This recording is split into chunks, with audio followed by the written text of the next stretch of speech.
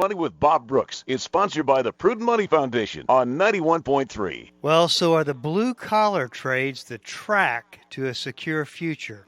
Today we're going to take a look. Stay tuned for Prudent Money.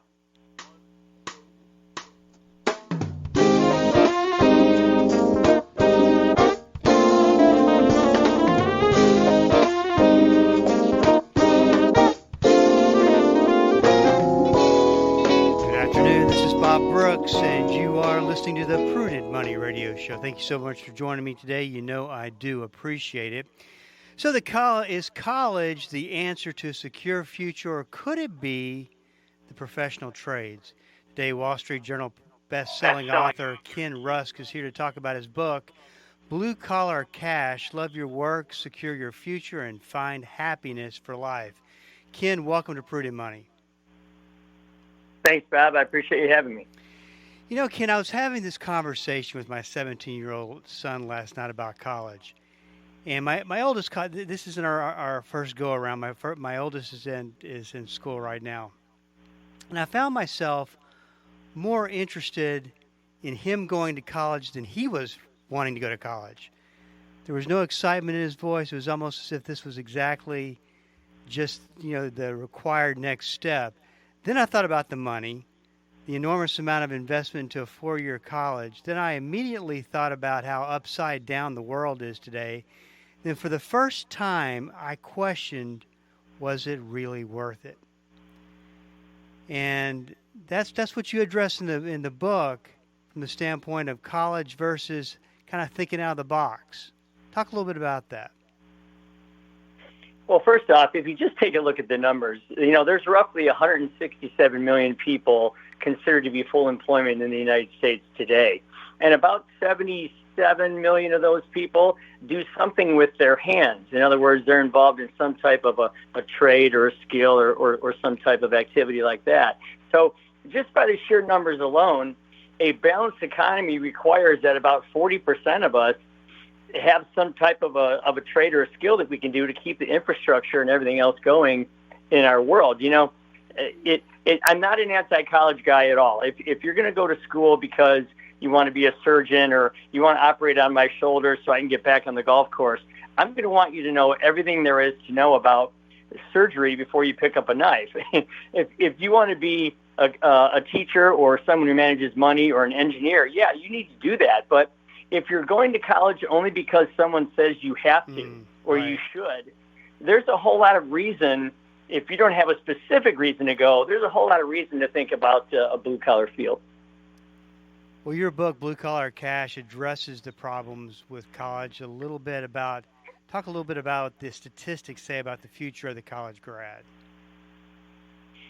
Well, it's funny because right now, college kids with a 4-year degree, they expect to make $70,000 plus coming out of college. Right now, the average is $50,000.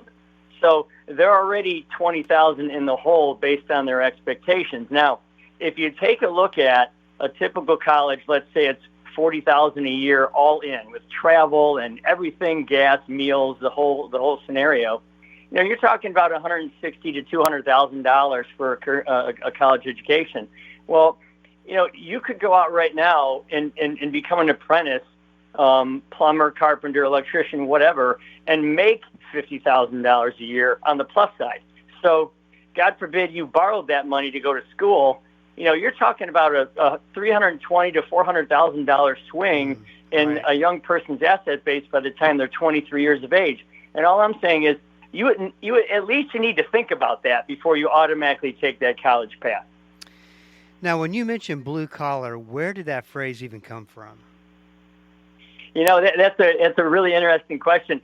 Years and years and years ago, if you were an office worker or if you were an educated person and you had a white collar job, you actually dressed up, and they had these big, thick, white snap-on collars that they used to put on the outside of their suit coats, and you'd walk around and you had this white collar. If you were a blue-collar worker, you tended to wear something. Back in the day, they called them dungarees or Levi's or jeans or whatever, and those were blue-collar shirts. So you could tell where, if you were standing around looking at a group of people, you could tell who the white collar people were and who the blue collar people were just by looking at what they wore. So now, when you say professional trades, give us some examples of professional trades that you're referring to.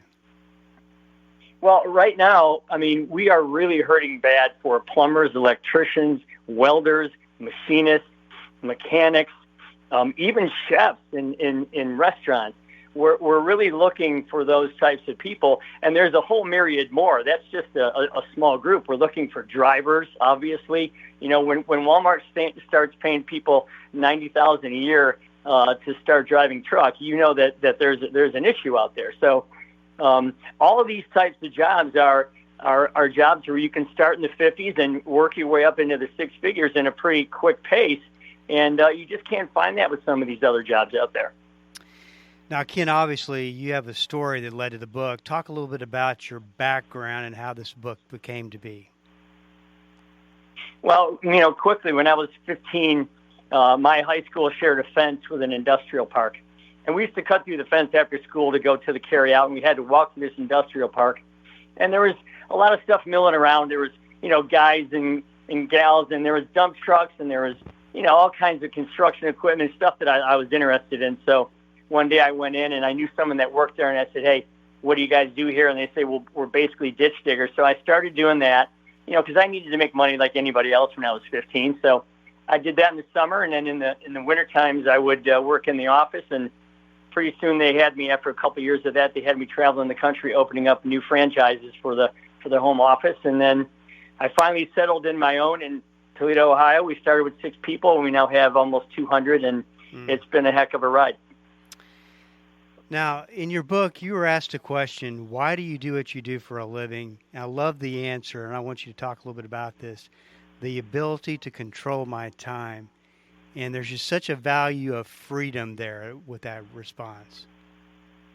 You know, this is a really great point that I think goes unreported when it comes to blue-collar work. When you're working for you're working with your own hands, or you're out controlling your own day, you get to control your input, your output, how quickly you work, the quality of your work.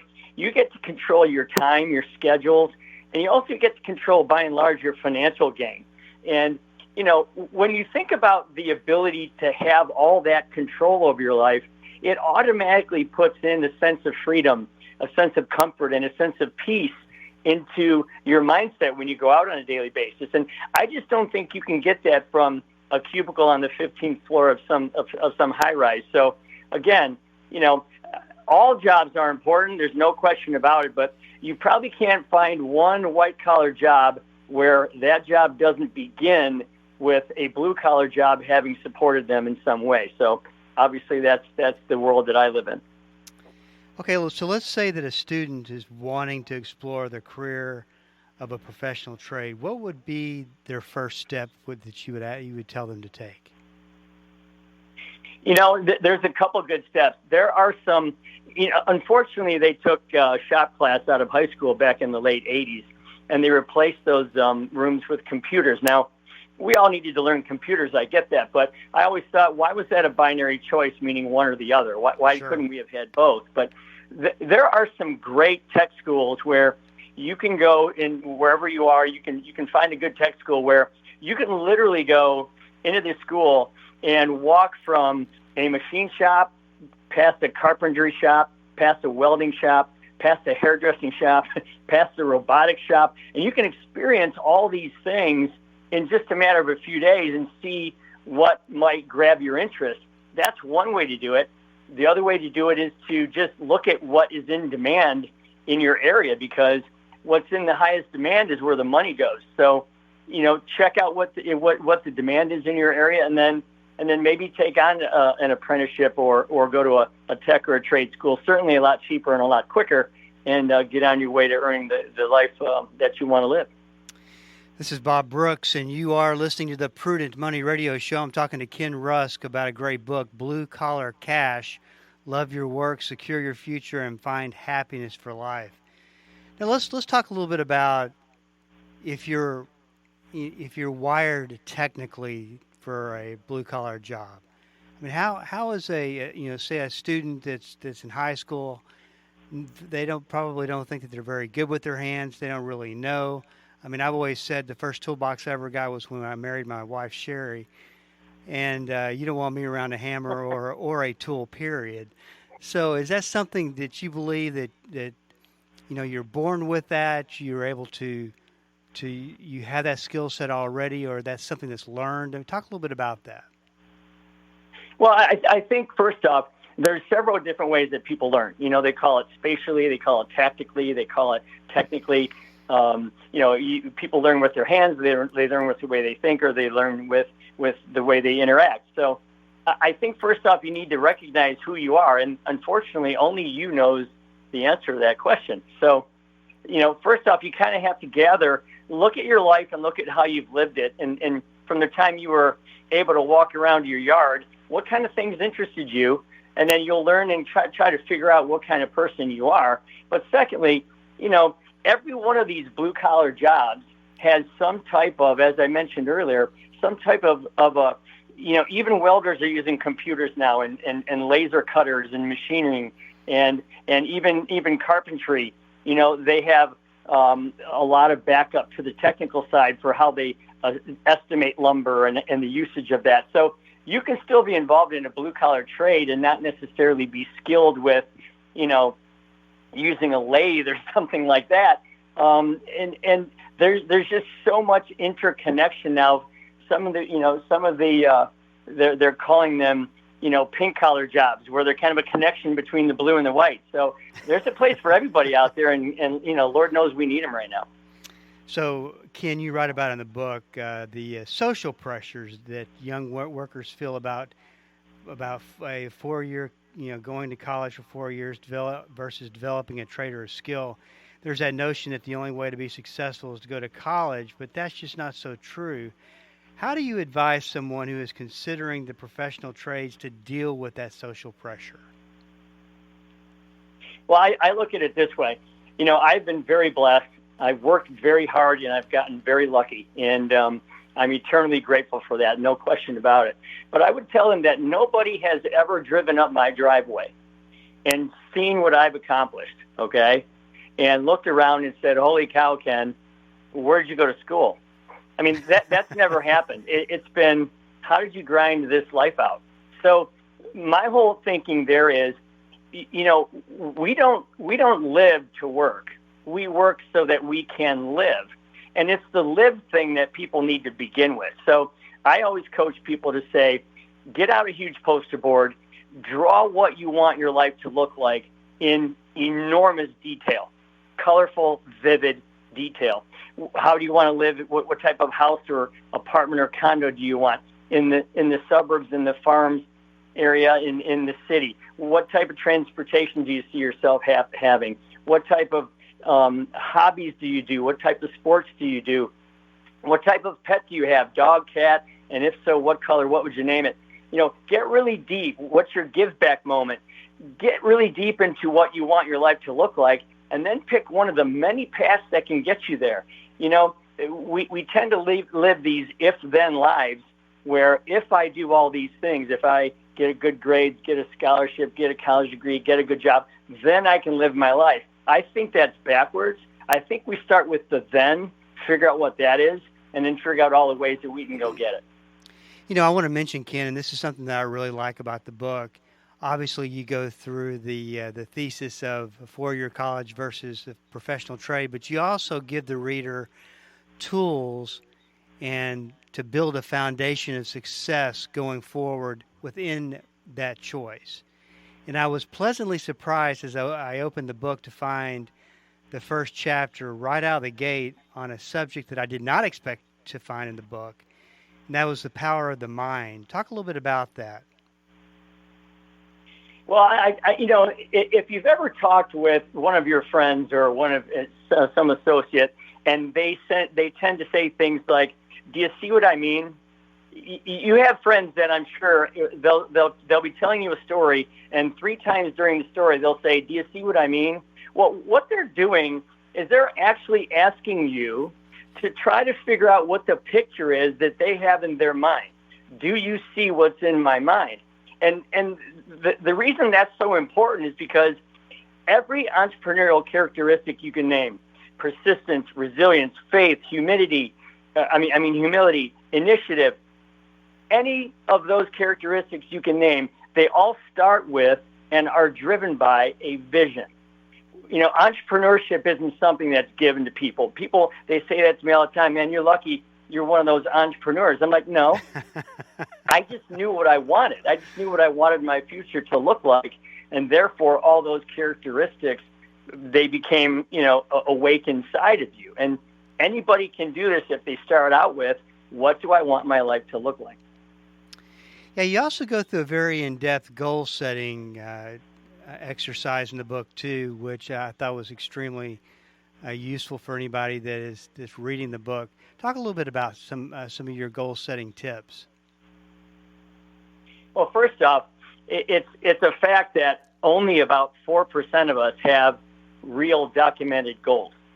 And that's something that right off the bat can separate you from anybody else when it comes to hitting one of your goals or one of your targets. So the first thing I always say is, hey, congratulate yourself. I mean, you're a different person now, and you need to say, I've moved from this someday person to a two-day person where I'm taking action on my life. So take a minute to congratulate yourself, almost like a smoker does when they say, I'm quitting smoking, I'm now a non-smoker, and they kind of celebrate that new person in them. So step one is to do that. Step two is to do what we talked about, get some really clear, super clear goals and visualize what those things are. Step three is where you start to figure out, well, what is the path to getting there? Like, how much is this thing going to cost me? How long will it take me to save up the money for it? If it's a $3,000 thing and I can save $60 a week, I'll have it in a year. If I can save $30 a week, I'll have it in 2 years. No matter what, you're building it with some type of certainty. The fourth step is then to put it into action, and that's real simple. You go to your payroll clerk and you say, look, I want to take $60 a week, and I want to put that away where I'll never see it. I can't touch it. And now I know that all I have to do is breathe for the next 52 weeks, and that goal is going to be hit. And then finally, just like working out, or I talk about jumping off the high dive when I was 6 years old, just like any difficult task, you need to share that with someone that you trust, that you love, that will support you, and is just as into your goal as you are, because you're going to need someone to pick you up when you trip and fall or stumble or turn around or need redirected. And that someone is going to be there, very important to help you along the path. So I know I've done about an hour's worth of conversation in just a few minutes, but those are the 5 steps to take to get to any goal, and they are bulletproof. I mean, they will get you there every single time. Yeah, let me point out, when I say a chapter in the book on goal setting, I mean, there's a lot in this book on goal setting. And to me, it's a bonus to everything he's talking about in the book. And the book is Blue Collar Cash, Love Your Work, Secure Your Future, and Find Happiness for Life. Now, this may be the captain obvious question, but I think it's worth pointing out to make sure that people do get the point. You talk about in the book that there's a shortage of blue-collar workers. What does this mean for the opportunity for someone coming out of school? I just look at it this way. If for every 10 tradespeople that we have today that are retiring, only 5 are backfilling those positions. So right off the bat, we are on our way south, and the pendulum is going to swing way towards the wrong direction when you think about supplying the economy with what we need. So, again, where supply is low and demand is high, that's where the money goes. So I'm a contrarian thinker. Ditch digging was probably number 99 on a list of 100 things I was going to do for a living. I wanted to be a race car driver. But I knew that this could be a means to an end, and I knew that I could control all the things we talked about earlier, and I could create the financing that I needed to then in life invest in other things, grow into other things. And, believe it or not, I have a couple of cars that I race, not professionally, but it's a hobby. So I'm still satisfying that part.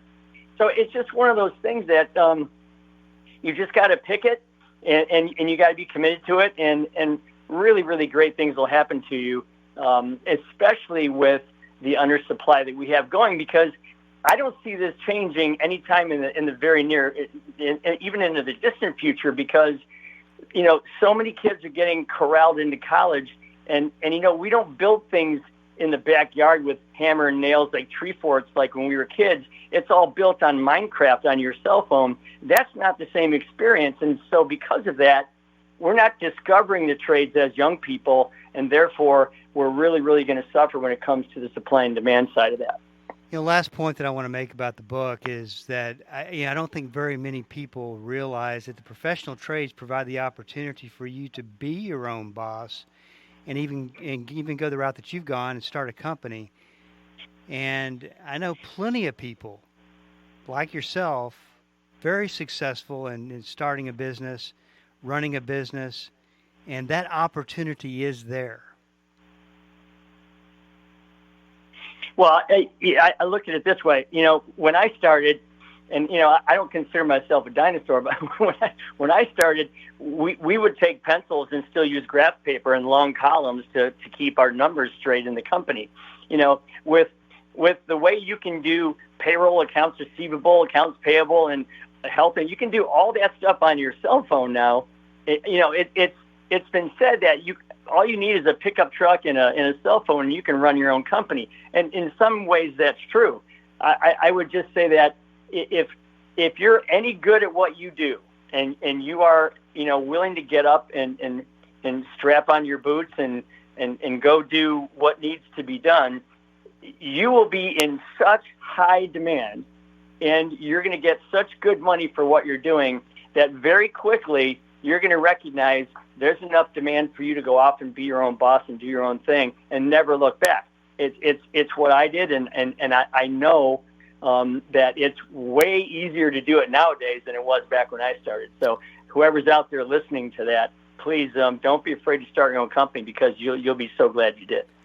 Real quick, Ken, and I got about 30 seconds. You talk a little bit about the gender gap and the fact that there's more women getting into the professional trades. I thought that was really interesting. I wanted you to comment on that real quick. I absolutely love this, because I think that because of the demand that we need for these folks, there is so much opportunity for women to get into these trades. I know several women welders.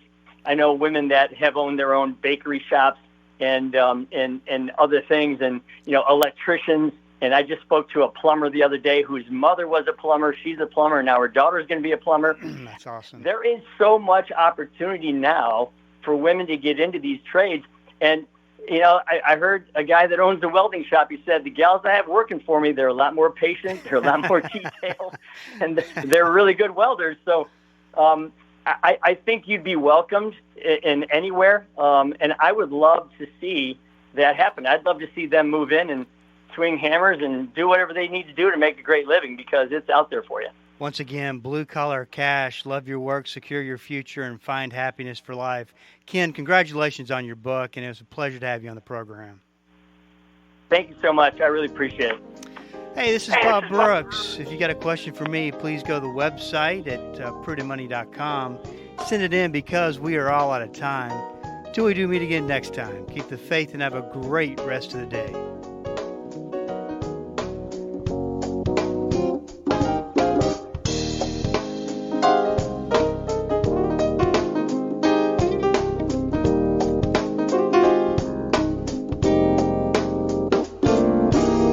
That's all the time we have for today. Questions or comments for Bob, or to find out more great information like what you've just heard, visit www.prudentmoney.com. Be sure to join Bob Brooks again for the next edition of Prudent Money.